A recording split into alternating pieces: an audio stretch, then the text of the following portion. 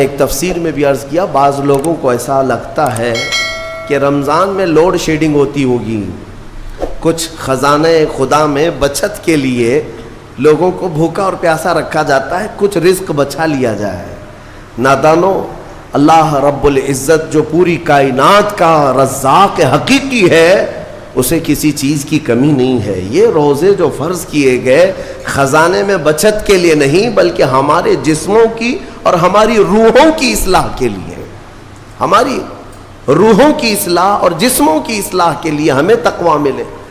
میں آپ کو بتاتا ہوں، ایک سوال میں آپ سے پوچھتا ہوں، آج رمضان میں یہ بہت ضروری ہے، کیونکہ رمضان ہونے کے بعد بھی سب کو پتا ہے کہ چاند دکھتے ہی اللہ شیطانوں کو قید کر لیتا ہے، یہ سب کو پتا ہے۔ حدیث پاک میں بھی سرکش جنات اور شیطان دونوں قید ہو جاتے ہیں، ان کو قید کر دیا جاتا ہے، جب تک چاند نہیں دکھے گا یہ نہیں آئیں گے۔ لیکن جو 11 مہینے ہم بلیم ڈالتے تھے شیطان پر کہ ہم سے برائیاں ہو گئی، گناہ ہو گئی، کیوں؟ ارے شیطان ایسا کرا دیا، شیطان ویسا کرا دیا۔ اب رمضان میں کون کرا رہا ہے؟ شیطان تو ہے نہیں، پھر فجر میں سوتا کیوں ہے؟ بغیر نماز پڑھے ٹانگ پھیلائے ویسی نماز قضا کر رہے ہیں۔ کون سا شیطان تمہیں سلایا؟ ابھی تو شیطان ہے نہیں۔ ابھی بھی بہت سارے لوگ چوری کا کھانا نہیں چھوڑتے، بہت سارے لوگ جھوٹ، دغا، غیبت یہ رمضان میں بھی نہیں چھوڑتے ہیں۔ تو یہ ان کو کون سا شیطان کروا رہا ہے؟ کون سا شیطان یہ برائیاں کرواتا ہے؟ اس کے جواب کے لیے ایک چیز سمجھنا ضروری ہے۔ یہ بات تو مشہور ہے کہ ساری برائیاں شیطان کرواتا ہے، ابلیس کرواتا ہے نا؟ لیکن آپ کو وہ واقعہ معلوم ہے جب آدم علیہ السلام کو اللہ تعالیٰ نے پیدا کیا اور سارے فرشتوں سے کہا کہ سجدہ کرو، کل ہی کی تفسیر میں میں نے عرض کیا، اس میں ابلیس بھی تھا۔ ابلیس بھی اس وقت بہکا ہوا نہیں تھا، گمراہ نہیں تھا، وہ اچھا تھا۔ ابلیس تو بہت عبادت کرنے والا تھا اللہ تعالیٰ کی، تو اس نے اللہ کے حکم کو ٹال کر آدم کو سجدہ نہیں کیا، غرور میں کھڑا رہا، نافرمانی کیا۔ تو اب میں یہ سوال کرتا ہوں کہ ہر ایک کو گمراہ کرنے والا شیطان ہے، تو شیطان کو کس نے گمراہ کیا تھا؟ اس کو کس نے روکا سجدہ مت کرنا آدم کو؟ کوئی ہے بہکانے والا؟ ارے وہ تو پہلا ابلیس ہے، اس سے پہلے تو کوئی ابلیس تھا ہی نہیں، اس سے پہلے تو کوئی شیطان تھا ہی نہیں۔ شیطان کو کس نے روکا کہ تو بڑا ہے، تو بلند ذات والا ہے، آدم مٹی سے بنا ہے؟ یہ خیال کس نے ڈالا؟ کون سا شیطان تھا اس سے پہلے؟ یہی بات سمجھنے کی ہے۔ محدثین نے مفسرین نے فرمایا، ابلیس کو جس چیز نے سجدہ کرنے سے روکا وہ نفس امارہ ہے، وہ نفس ہے جو آج بھی تمہارے ساتھ ہے۔ ہاں، شیطان تو قید ہو جاتا ہے رمضان کے شروع ہوتے ہی، لیکن نفس تو ساتھ میں رہتا ہے۔ اب پتہ چلا کہ رمضان میں جو کچھ بھی غلطیاں یا کوتاہیاں یا گناہ کچھ لوگوں سے سرزد ہوتے ہیں تو یہ نفس کے پجاری ہیں، نفس ان کے ساتھ ہے، یہ نفس کی غلامی میں آ گئے اور نفس کے شکار ہو گئے۔ اسی لیے قرآن میں اللہ تعالیٰ نے اپنے رسول سے بھی یہ فرمایا، اَرَأَيْتَ مَنِ اتَّخَذَ إِلَٰهَهُ هَوَاهُ أَفَأَنْتَ تَكُونُ عَلَيْهِ وَكِيلًا۔ اے رسول، کیا آپ نہیں دیکھتے کچھ لوگ ایسے ہیں جنہوں نے اپنے نفسانی خواہشات کو اپنا خدا بنا لیا ہے، اپنی خواہشات کو اپنا خدا بنا لیا ہے۔ اے رسول، کیا آپ ایسوں کی سفارش کریں گے، ایسے لوگوں کی وکالت کریں گے؟ یعنی رب تبارک و تعالیٰ نے فرمایا کچھ لوگ وہ ہیں جو اپنی خواہشات کی پوجا میں ہیں۔ کیا مطلب خواہشات کی پوجا؟ کیا مطلب ہے اپنے خواہشات کے پیچھے چلنا؟ مطلب یہی ہے کہ جو دل میں آیا اس بندے نے یہ سوچ لیا اسے کرنا ہی ہے مجھے، یہ خواہشات کے پیچھے چل رہا ہے۔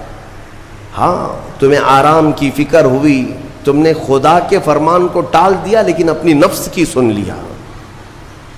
اللہ تبارک و تعالیٰ کا حکم کچھ اور ہے لیکن تمہاری طبیعت کچھ اور چاہ رہی ہے۔ رب تبارک و تعالیٰ کا حکم تھا صبح صبح تمہیں اپنے گھر بلا رہا تھا، لیکن تم نے اس کی نہیں سنی، اپنے من کی سنی، اپنے نفس کی.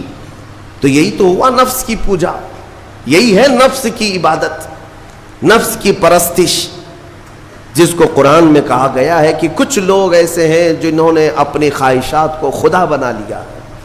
یہ نفس امارہ جس کے بھی اوپر حاوی ہو جاتا ہے، اچھے اچھوں کو یہ ان کا تقوی بھسم کر دیتا ہے، ایمان سے بھی دور کر جاتا ہے. اس لیے میرے عزیزو، میں جو عرض کرنے جا رہا ہوں وہ یہ ہے کہ ہمارے لیے زندگی میں سب سے بڑا چیلنج اپنے نفس امارہ سے لڑنا. آپ کو پتہ ہے رسول پاک صلی اللہ تعالیٰ علیہ وسلم ایک جہاد سے جب واپس مدینے تشریف لا رہے تھے، وہ جہاد بہت سخت تھا، صحابہ زخمی تھے، بہت گھماسان کی لڑائی ہوئی تھی، لیکن جب واپس مدینے آ رہے تھے تو میرے آقا نے ایک جملہ فرمایا تھا، رجعنا من الجہاد الاصغر الى الجہاد الاکبر. اے میرے صحابہ، ہم چھوٹے جہاد سے بڑے جہاد کی طرف جا رہے ہیں. صحابہ نے پوچھا اس سے بڑا جہاد اب کون سا ہے یا رسول اللہ؟ میرے آقا صلی اللہ علیہ وسلم فرماتے ہیں، اے میرے صحابہ، اپنے نفس سے لڑنا اب یہ بڑا جہاد ہے، نفس سے لڑنا بڑا جہاد ہے. میرے عزیزو، یہ خواہشات کو ہی ختم کرنا ہو، اس نفس کو اگر کنٹرول میں لانا ہو تو کیا کرو گے؟ نفس امارہ سب کے پاس ہے. قرآن میں مولا فرماتا ہے وَمَا أُبَرِّئُ نَفْسِي إِنَّ النَّفْسَ لَأَمَّارَةٌ بِالسُّوءِ إِلَّا مَا رَحِمَ رَبِّي. کوئی اپنے نفس سے بچ نہیں پائے گا سوائے وہ شخص جس پر میرا رب رحم فرمائے. اللہ کا رحم جس پر ہو گیا وہ اپنے نفس سے بچ جائے گا.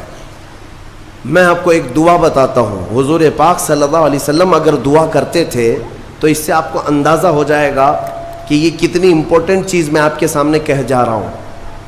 کون سی؟ حضور جب دعا کرتے تھے تو یوں کہتے تھے اللہ کی بارگاہ میں، اللہم لا تکلنی الی نفسی طرفۃ عین. اے اللہ تو مجھے میرے نفس کے حوالے ایک منٹ کے لیے بھی مت دینا، تو اپنی حفاظت میں رکھ.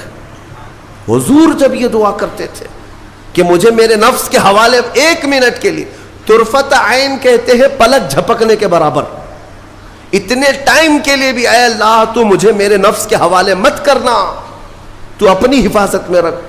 سید الانبیاء جب یہ دعا کرتے ہیں تو اندازہ کرو اے مومنو، نفس کی تباہ کاریاں کیا کیا ہیں. یہ کتنوں کو ہلاک کر دیتا ہے، کتنوں کا عمل ضائع کرتا ہے، کتنوں کا ایمان ختم کرتا ہے. اب میں جو بات کہہ رہا ہوں وہ یہ توجہ سے سنو. یہ نفس امارہ جس نے شیطان کو بھی گمراہ کیا، شیطان کو بھی بہکا دیا، یہ نفس آدم کو سجدہ نہ کرنے کا جو غرور پیدا کیا، یہی نفس امارہ تھا. اس نفس امارہ کو اگر کوئی کنٹرول کرا سکتا ہے تو وہ ماہ رمضان المبارک. بس یہی ہے رمضان کی فضیلت. رمضان المبارک اس لیے تمہیں دیا گیا کہ بڑی بڑی طاقتیں تمہارے نفس کو قابو میں نہیں کر پائیں گی، لیکن رمضان کے روزے تمہیں کنٹرول میں لے آئیں گے، کنٹرول میں لائیں گے. اب سمجھ میں آیا کہ روزے کیوں رکھائے جا رہے ہیں؟ ارے گرمیوں کی شدت ہے، ادھر حلق سوکھا جا رہا ہے، پیٹ پیٹ سے لگ جاتا ہے. ان لوگوں کو پوچھو روزہ کیسا ہوتا ہے جو مزدوری کرتے ہیں، ان لوگوں سے پوچھو جو دن بھر کام کاج کرتے ہیں. میرے عزیزوں، روزے رکھنے کے بعد کیا رب تبارک و تعالی کسی کو اس کی طاقت سے زیادہ تکلیف دینا چاہتا ہے؟ نہیں میرے عزیزوں، وہ رحمان ہے. اس نے جب تمہیں ماں کے پیٹ میں 9 مہینے رزق دیا تو کیا کائنات میں نہیں دے گا؟ تمہیں ماں کے پیٹ میں بھی رزق دیتا رہا. تم جب دنیا میں آئے تمہارے ماں کے سینے میں خون سے دودھ کس نے بنایا؟ تمہارے رزق کا انتظام کرنے والا وہ خدا. اگر تمہیں حکم دیتا ہے کہ صبح سے لے کر شام تک بھوکے رہو تو یہ اس کا ظلم نہیں بلکہ یہ عین کرم ہے. اللہ تبارک و تعالیٰ کا رحم ہے تم پر کہ وہ مولا ہماری اصلاح چاہتا ہے کہ ہمارے اندر تقوی آ جائے، جسم میں بھی اور روح میں بھی. اب ایک اور بات میں آپ کو بتا دوں.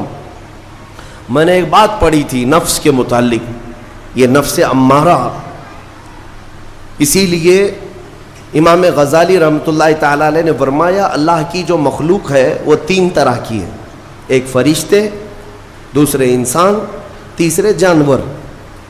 یہ 3 الگ الگ قسم کی مخلوق ہیں، کیونکہ اللہ تعالیٰ نے تینوں کو جو چیزیں دی ہیں ان میں فرق ہے۔ فرشتوں کو اللہ نے عقل دیا ہے، نفس نہیں ہے۔ نفس، شہوت، برائی کرنے کی خواہش فرشتوں کے اندر ہے ہی نہیں، وہ سوچ بھی نہیں سکتے برائی کرنے کا۔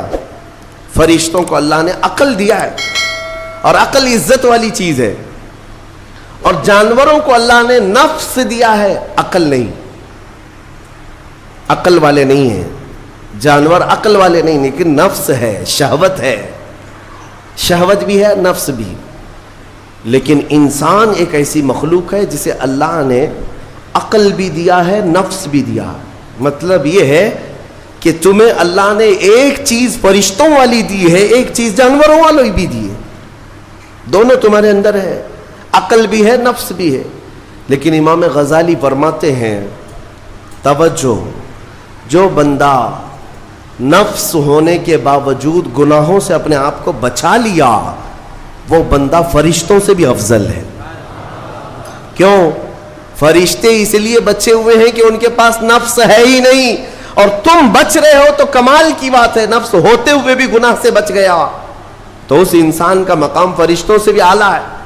لیکن ساتھ ہی امام غزالی یہ بھی فرماتے ہیں عقل ہونے کے باوجود اگر گناہوں سے نہیں بچتا تو پھر وہ جانوروں سے زیادہ ذلیل ہے، کتے اور خنزیر سے بھی گیا گزرا ہے، کیونکہ جانور تو بیچارہ معذور ہے، اسے عقل نہیں ہے، نفس ہے۔ تمہارے پاس عقل ہے، اس کے باوجود حرام کاریاں کر رہے ہو، تو جانوروں سے زیادہ گر گئے۔ فیصلہ تمہارے ہاتھ میں ہے کہ تم کون سی زندگی گزارنا چاہتے ہو۔